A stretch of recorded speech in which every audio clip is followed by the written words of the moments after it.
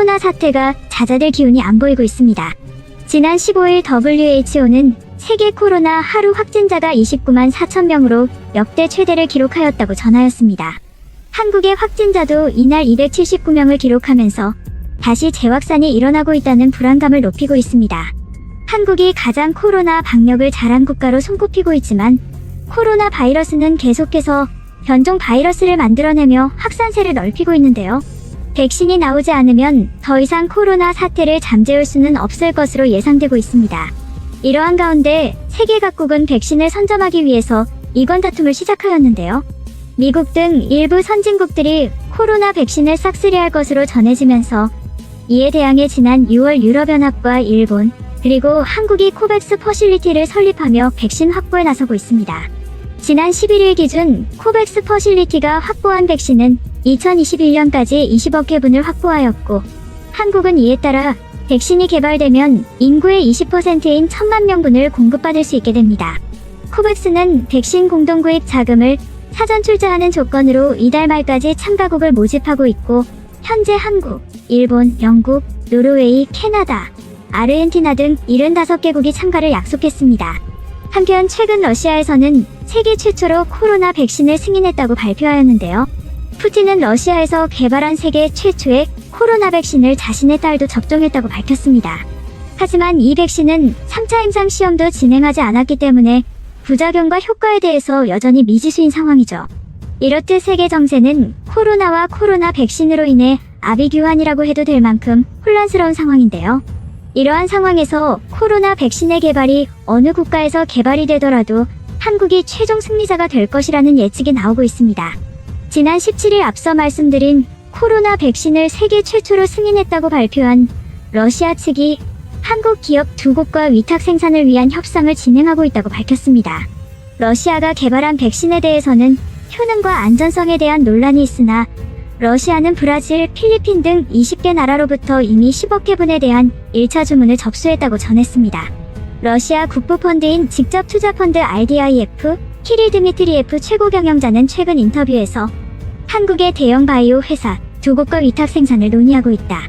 러시아 외의 나라에 공급할 백신은 생산을 다른 나라 기업에 맡길 수밖에 없는데 한국이 이를 수행하기에 적합한 아시아 허브라고 생각한다고 말했죠. 러시아뿐만 아니라 다른 국가에서 개발 중인 백신 또한 한국을 주요 생산처로 꼽고 있는 상황인데요. 미국, 러시아, 중국 등 세계 각국에서 백신 개발에 뛰어든 기업이 167팀에 달하는 것으로 전해졌습니다.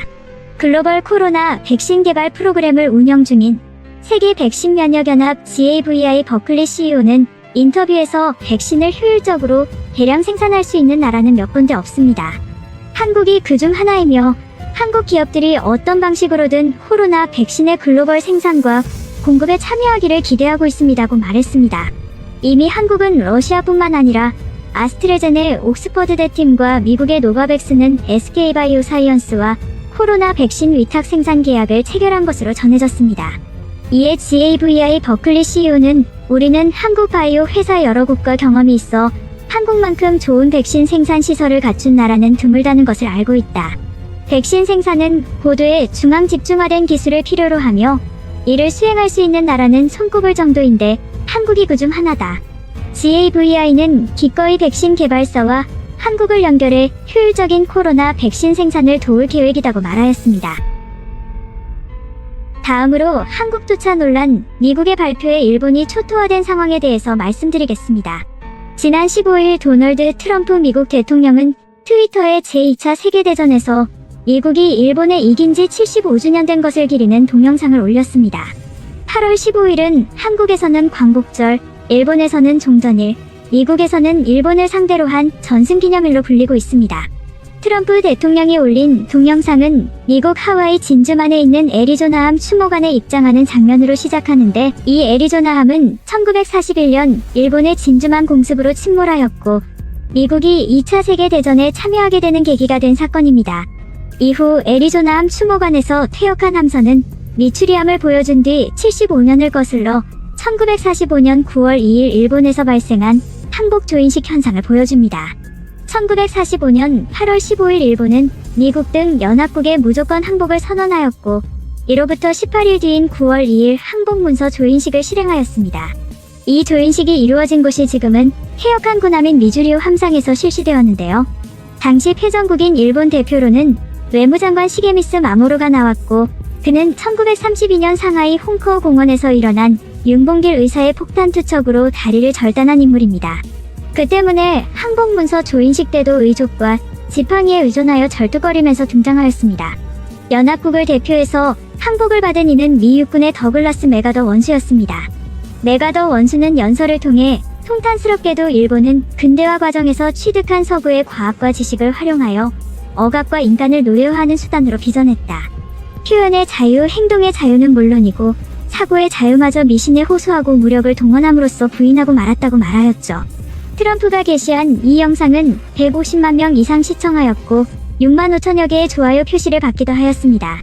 이와 같이 일본은 과거를 기억하고 자신들의 패전 당시처럼 잘못을 인정하고 반성해야 함에도 불구하고 세월이 지남에 따라 일본은 아나무인의 자세로 점점 더 변모하고 있습니다. 근대화 시기를 거치면서 일본은 현재 전 세계에서 막대한 영향력을 끼치는 국가로 발전하였는데요. 하지만 최근 일본은 버블 경제 이후 점점 더 몰락의 길을 걷고 있습니다. 이런 일본의 모습을 보면서 세간에서는 급격한 발전을 이룬 한국도 일본의 전철을 밟을 수도 있다는 이야기가 나오고 있습니다. 하지만 최근 일본 전문가는 한국이 일본의 실패를 따라가지 않을 것이다. 이는 한국인의 특별한 DNA 때문이라고 밝히기도 하였습니다. 피크재팬의 저자인 브래드 글로서머는 지난 11일 인터뷰에서 일본은 아베 총리의 장기 집권을 통해서 개혁이 전혀 이루어지지 않았다. 인구, 경제 침체 등 구조적인 문제가 심각해졌고 일본이 개혁을 통해 다시 태어날 가능성이 극도로 낮아졌다. 특히 젊은 세대가 이를 바라지 않기 때문이라고 말했습니다. 그러면서 그는 한국은 일본과 구조적인 상황에서 비슷하나 다른 점이 있다. 한국은 집권 세력을 견제하는 강한 대안 세력이 있고 또한 한국의 젊은이들은 대학, 직장 등에서 매우 야심이 크고 열심히 일한다는 점에서 다르다고 전하였습니다. Zombie apocalypse.